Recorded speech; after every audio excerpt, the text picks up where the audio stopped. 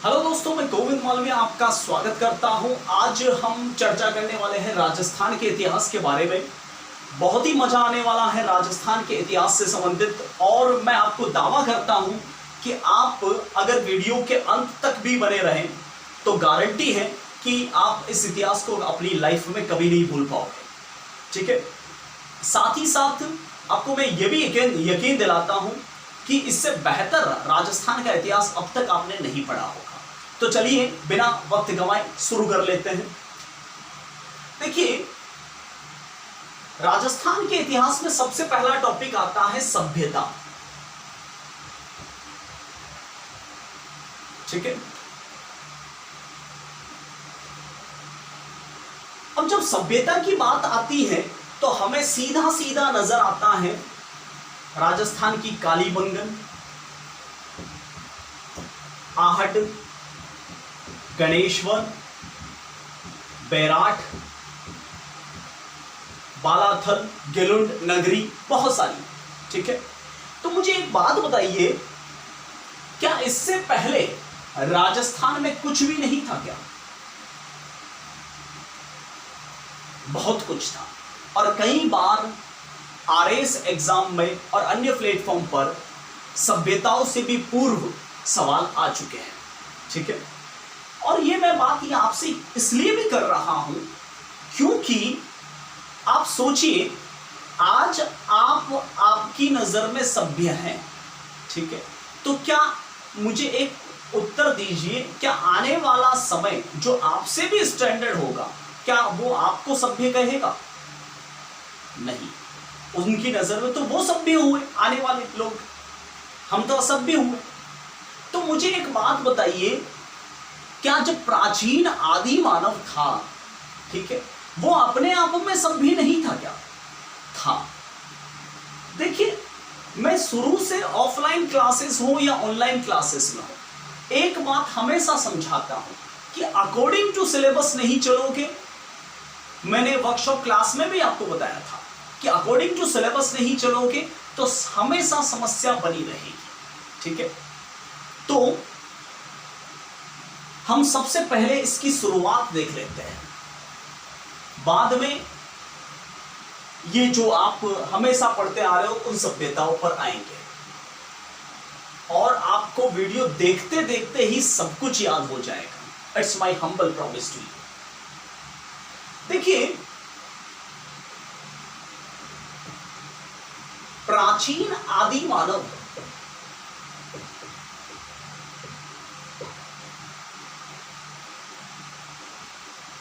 जो बताया जाता है कि एक बंदर की प्रजाति का था, ऐसा कहा जाता है। ठीक है, बंदर की प्रजाति का मानव था। तो अब सवाल यह उठता है कि अगर बंदर से इंसान बना है तो अब तक बंदर इंसान क्यों नहीं बने? बंदर अभी भी छलांगे क्यों लगा रहे पेड़ों पर? ऐसा नहीं है, इंसान बंदर की प्रजाति का है, न कि बंदर की संतान है। और बंदर की एक प्रजाति थी जिसे कहते हैं निएंडरथल।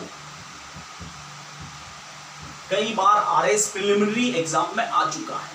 बंदर की एक प्रजाति है जिसका नाम है निएंडरथल। उससे मानव की उत्पत्ति मानी गई है।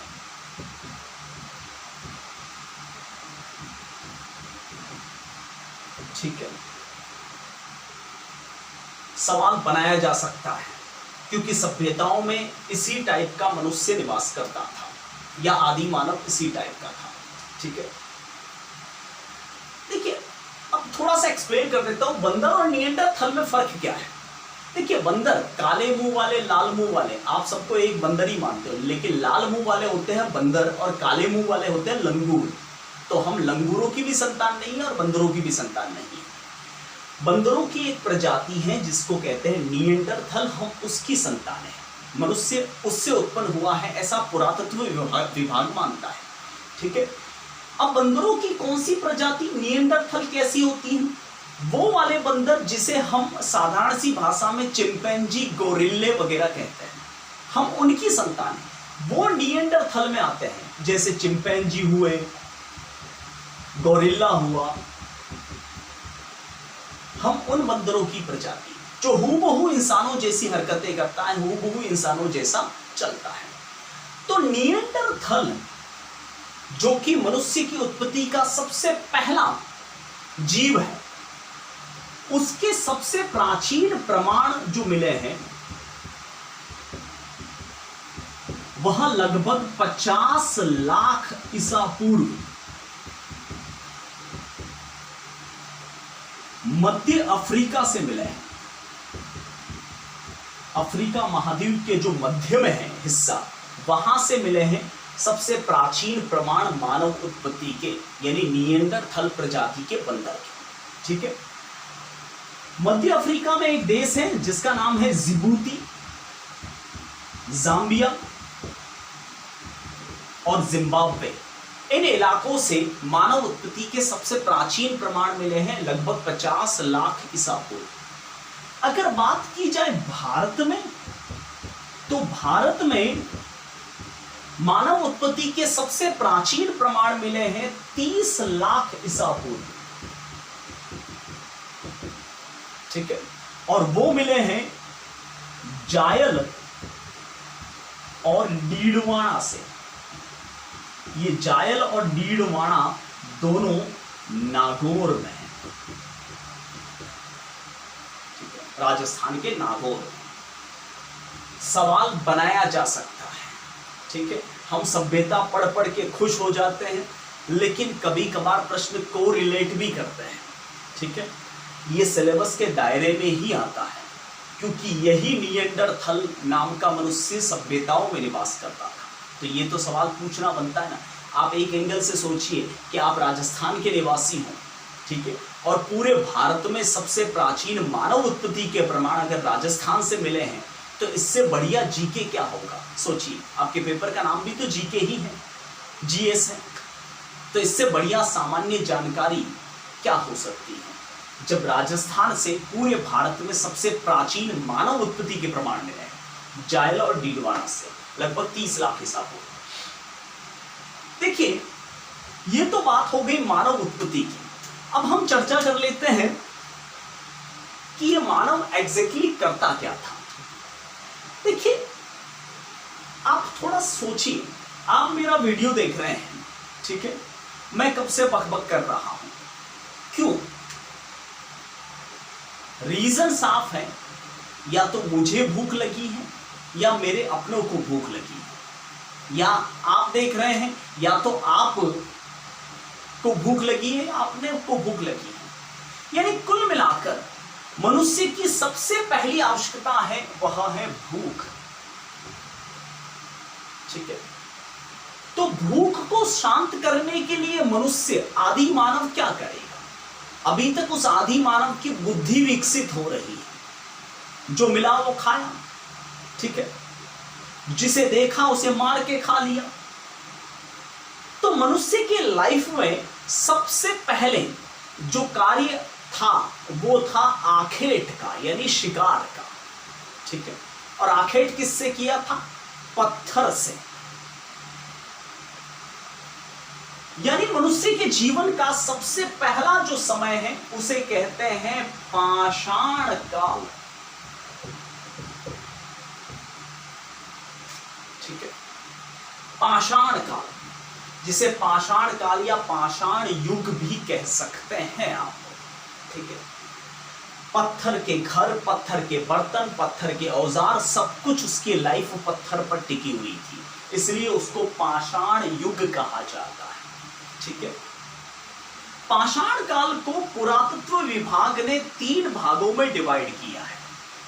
पूर्व पाषाण काल, जिसे पूरा पाषाण काल भी कहते हैं,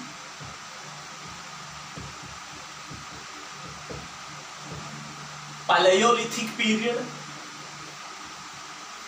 मध्य पाषाण काल, जिसे मेगालिथिक पीरियड भी कहते हैं, और नव पाषाण काल, जिसे उत्तर पाषाण काल या इंग्लिश में बोले तो नियोलिथिक पीरियड भी कहते हैं। 3 भागों में डिवाइड किया गया है पाषाण काल को। मैं बताऊंगा भी साथ साथ कि कहां कहां कौन कौन से प्रश्न आ रखे हैं और किस तरीके से ये देते हैं। ठीक है, पूर्व पाषाण काल, पैलेओलिथिक पीरियड। मैं इंग्लिश में भी क्यों लिख रहा हूं कि कभी कभार ऑप्शन में इंग्लिश में भी आ सकता है और आता भी है। Megalithic period and Neolithic period. अब तीनों ही कालों में क्या फर्क था जरा समझिएगा। देखिए, अभी अभी मैंने कहा कि मनुष्य की सबसे पहली आवश्यकता थी भूख। आप सोचिए, आदि मानव लगभग 30 लाख ईसा पूर्व, अभी मैं आपको ईसा पूर्व का खेल अभी नहीं समझाऊंगा कि शायद हो सकता है काफी हार्ड है और आपके सिर के ऊपर से बाउंस कर ले, इसलिए मैं धीरे धीरे समझाऊंगा। वो कहते हैं ना धीरे धीरे। वैसे भी मैंने जहां से शुरू किया वो हिस्ट्री का सबसे वाहियात और सबसे खतरनाक टॉपिक है। ठीक है, लेकिन आखिरकार हिस्ट्री यहीं से शुरू होता है तो यहीं से करना ठीक रहता है। अपने हिसाब से मैं कोई नहीं लेता, जो सामने पड़ जाए वो टॉपिक शुरू कर लेता हूं। तो अभी अभी मैंने बताया कि मनुष्य की सबसे पहली आवश्यकता थी भूख, और उस भूख को मिटाने के लिए मनुष्य ने क्या किया? पत्थर उठाया, शिकार के पीछे भागा, शिकार को मारा, खाया, निकल लिया। तो सबसे पहला मनुष्य का कार्य था आखेट, और वो किस काल की पहचान है? पूर्व पाषाण काल। पूर्व पाषाण काल में मनुष्य आखेट करता था, यानी शिकार करता था। ठीक है, इस आखेट से संबंधित जितनी जगहों से प्रमाण मिले हैं, खून से सने हुए पत्थर के औजार मिले हैं जिससे वो शिकार करता था, वो स्थल जो है पुरातत्व विभाग ने पूरा पाषाणकालीन स्थल बता रखे हैं, जो लगभग 30 लाख ईसा पूर्व से 10,000 ईसा पूर्व के मध्य के हैं। ठीक है, तो कहां कहां से मिले हैं आखेट से संबंधित पत्थर के औजार? वह पूर्व पाषाणकालीन प्रमुख स्थल कहलाएंगे। सबसे पहले जायल, अभी अभी मैंने बताया था, डीडवाना, दोनों नागौर में है। इसके अलावा ढिंगरिया, यह जयपुर में है, और इसके अलावा मंडपिया, यह चित्तौड़ में है। ज्यादा हार्ड सवाल नहीं आएगा दोस्तों, सीधा सीधा दे दिया 4 स्थल और उसके सामने दे दिए जिले और कहेंगे मिलान कीजिए, या सीधा सीधा दे दिया जाएगा एक और स्थल और दूसरी ओर उसका समय आपको मिलाना होगा। इस टाइप के सवाल जो पाषाण काल से आते हैं वो जनरली मिलान करने से रिलेटेड ही आते हैं, और बच्चे यहां से देखकर नहीं जाते हैं और फिर वो डायलॉग मारते हैं, ओ गठू आयो।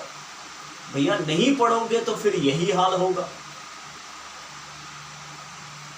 देखिए, यहां पर सिर्फ आखेट से संबंधित पत्थर के औजार ही नहीं मिले हैं। यहां पर देखिए, मैंने अभी अभी क्या कहा था कि आदि मानव है, उसकी बुद्धि विकसित हो रही है, वो बच्चे जैसा है, अभी बुद्धि उसकी गतिशील है।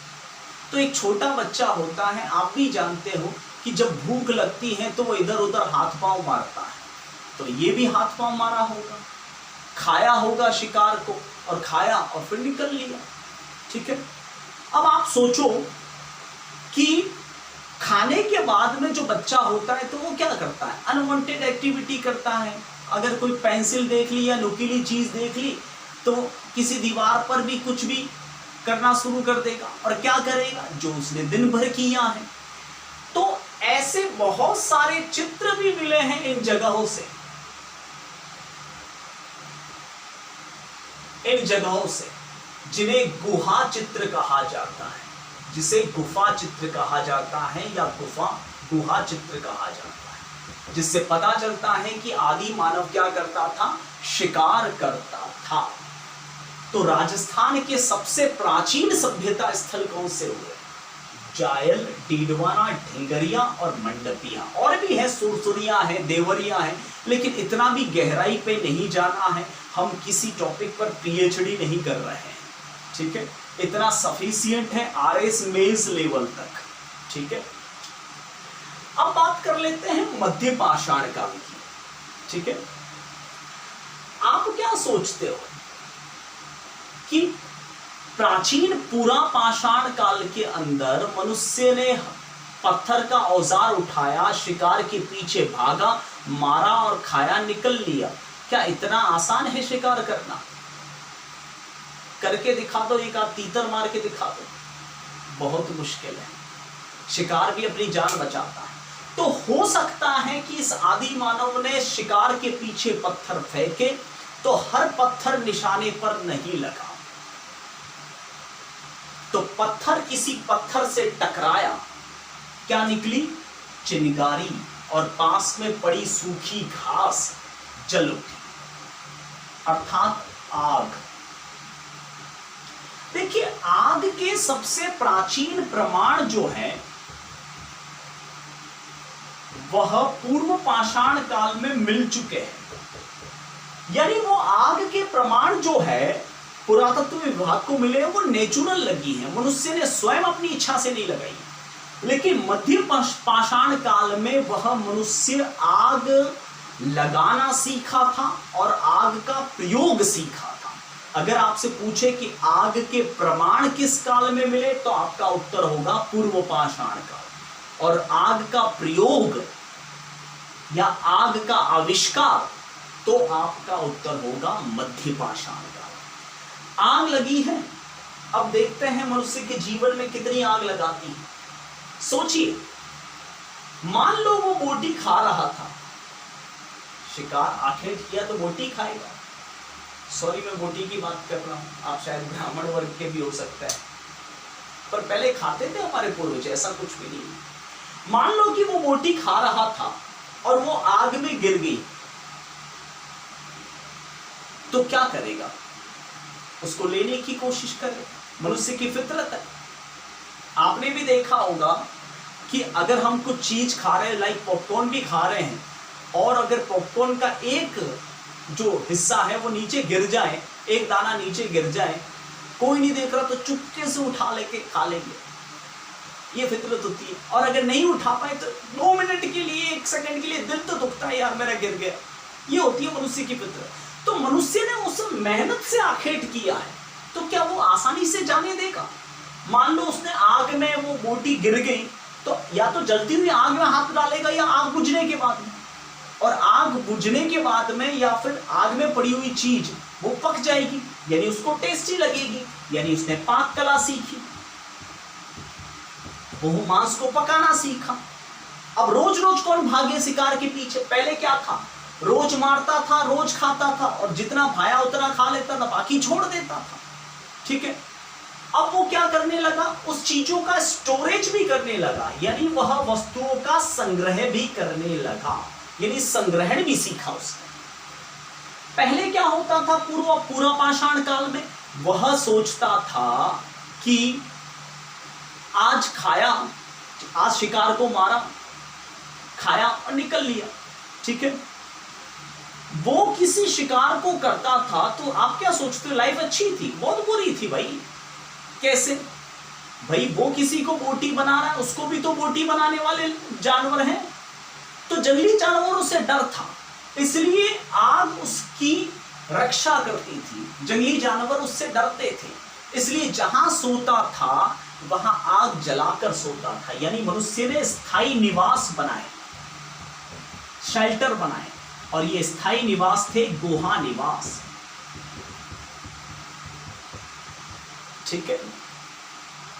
तो मनुष्य ने स्थायी निवास भी मध्य पाषाण काल में बसाए। अब क्या है, अब स्थायी निवास बनाए तो उसके साथ में कुछ लोग भी तो रहेंगे, यानी परिवार। परिवार का मतलब ये नहीं होता कि एक पिता की संतान, परिवार भावनात्मक रूप से भी हो सकता है। तो उसके साथ वाले यानी परिवार की अवधारणा, और परिवार से ही समाज बनता है, समाज से ही कबीले बनते हैं, यानी सारे सामाजिक विज्ञानों की शुरुआत भी मध्य पाषाण काल से होती है। देखिए पहले मनुष्य क्या करता था, आखेट करता था, लेकिन अब आखेट की बजाय उसने एक नया काम सीखा, वह था पशुपालन। हो सकता है कुछ पशुओं का मांस उसे अच्छा ना लगा हो सकता है उसे लगा हो कि कुछ पशु हैं वह दूध, दही, घी, मक्खन देने में अच्छे हैं, इसलिए पशु को पालना शुरू कर दिया। यानी पशुपालन भी मध्य पाषाण काल में सीखा। और मैं आपको बता दूं, मध्य पाषाण कालीन प्रमुख जो स्थल है, ठीक है, वह राजस्थान में सवाल बन सकता है मिलान करने से रिलेटेड। मध्य पाषाण कालीन प्रमुख स्थल में है बागोर, जो कि भीलवाड़ा में है, कोठारी नदी के किनारे। ज़्यादा डिटेल में पढ़ने की आवश्यकता नहीं है, बहुत सारे पूछते भी हैं मुझे ऑफलाइन क्लास में, सर किसने खोज की, कौन सी नदी के किनारे। तो इसका मतलब ये नहीं है कि मार साहब को नहीं आ रहा, मुझे नहीं आ रहा है, आता है, लेकिन हम क्या पढ़ रहे हैं, जीके। मैं तो सीधा ये बोल देता हूँ उसको कि भाई नदी ने इतने क्यों पूछ रहा है, क्या नदी में डूब के मरना है, इतना क्या है। बागोर क्यों फेमस है, क्योंकि पूरे विश्व में, ध्यान देना, पूरे विश्व में सबसे प्राचीन पशुपालन के प्रमाण बागोर से मिले हैं। तो ये है जीके।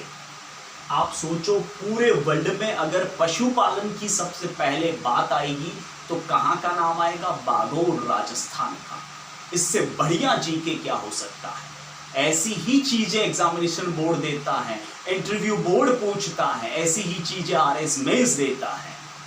अनसन चीजें नहीं कि खोजकर्ता कौन है, अरे भैया खोजकर्ता तो मुझे भी पता है, बीएन मिश्रा है, 1972 के अंदर 72-73 के बीच में किया था। अब यार बीएन मिश्रा याद करो, फिर उसकी लुगाई उनके बच्चों का नाम भी याद करो, वो भी तो जीके है। फालतू की चीज है, अंटसंट चीजें नहीं इकट्ठी करनी है। माइंड का मेमोरी कार्ड बड़ा शॉर्ट होता है, ज्यादा डेटा डालोगे फिर शरीर का मोबाइल हैंग होगा, इतना भी नहीं डालना है। और सिर्फ एक आध सब्जेक्ट से आपका आरएस क्रैक नहीं होने वाला है, बहुत सारे सब्जेक्ट मैंने वर्कशॉप क्लास में बताया भी था आपको। इसके अलावा प्रमुख स्थल हैं बेड़च नदी घाटी। ये बेड़च नदी है, वह उदयपुर, चित्तौड़, भीलवाड़ा क्षेत्र में बहती है, तो उसके आसपास वाले जितने भी गांव हैं वो सारे स्थल। इसके अलावा विराट नगर, ध्यान दीजिए, विराट नगर या बेराट, जो कि जयपुर में है, जयपुर जिले में, यह भी मध्य पाषाण कालीन स्थल है। आप अंदाजा लगा सकते हैं कितना पुराना है, लेकिन इनसे भी पुराने हैं ढेंगरिया, मंडपिया, जो कुछ देर पहले मैंने बताए थे, ठीक है।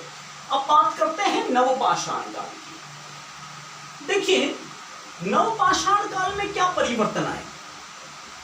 अभी कुछ देर मैंने कहा था कि पूर्व पाषाण काल में मनुष्य ने शिकार के पीछे पत्थर फेंका, तो बार बार निशाने पर नहीं लगा, लेकिन वो पत्थर से पत्थर टकराया। तो पत्थर से पत्थर टकराता है तो उसके टुकड़े भी होते हैं, ठीक है।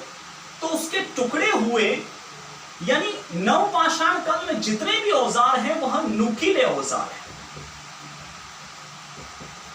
यानी इससे अंदाजा लगा सकते हैं कि मनुष्य कितना परिपक्व और खतरनाक शिकारी बन चुका होगा। और इन नुकीले औजारों में होल भी है, शायद उसमें लकड़ी का डंडा फंसाते थे। इन औजारों को, मैक्सिमम औजारों को हैंडेक्स, विदरणी या वेदक भी कहा जाता है, हाथ की कुल्हाड़ी जैसे औजार, ठीक है। साथ साथ में देखिए पूर्व पाषाण काल में मनुष्य का मुख्य काम क्या था, आखेट। मध्य पाषाण काल में मनुष्य का मुख्य काम क्या था, पशुपालन। इस काल में मनुष्य ने कृषि करना सीखा, खेती करना सीखा। मध्य नवपाषाण काल में मनुष्य का दिमाग धीरे धीरे विकसित हो रहा है। ये बात मैं कब से कह रहा हूं। मनुष्य का सबसे पहला वैज्ञानिक प्रयोग, पहिए का आविष्कार, इसी काल की देन है। यानी मनुष्य ने सबसे पहला जो आविष्कार किया था वो पहिए का आविष्कार नवपाषाण काल या उत्तर पाषाण काल में किया था।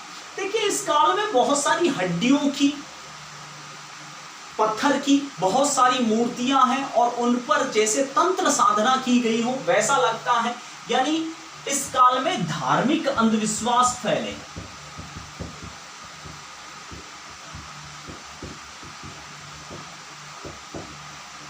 ठीक है, इस काल के अगर प्रमुख स्थलों की मैं बात करूं तो प्रमुख स्थलों में है भरणी, यह टोंक में पड़ता है। तिलवाड़ा, यह बाड़मेर में है, जहां राजस्थान का सबसे प्राचीन पशु मेला भरता है और यह पशु मेला मोटा राजा उदय सिंह जी ने शुरू करवाया था। इसके अलावा जहाजपुर, यह भी भीलवाड़ा में है। तो ये प्रमुख स्थल है। तो इस तरह से पाषाण काल से रिलेटेड एक आध सवाल फाइनल होता है आरएएस में, और सिंपल सा सवाल आता है, एक और स्थल दिए जाएंगे, दूसरी ओर जिले दिए जाएंगे, आपको मिलाना होगा।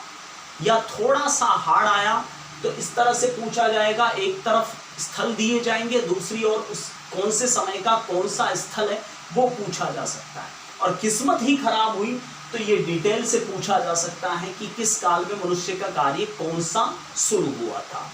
तो पूर्व पाषाण काल में आखेट, मध्य पाषाण काल में पशुपालन और नव पाषाण काल में कृषि। ठीक है, या और ही एकदम फूटी हुई किस्मत है तो शायद हो सकता है कि औजारों से रिलेटेड भी सवाल पूछ लें, लेकिन मुझे नहीं लगता वो सवाल मेंस के लिए ठीक है, प्री के लिए इतना भी ठीक नहीं है। तो पाषाण काल में फिलहाल इतना ही। मिलता हूं आपको राजस्थान की प्रमुख सभ्यताओं के बारे में अगले वीडियो में।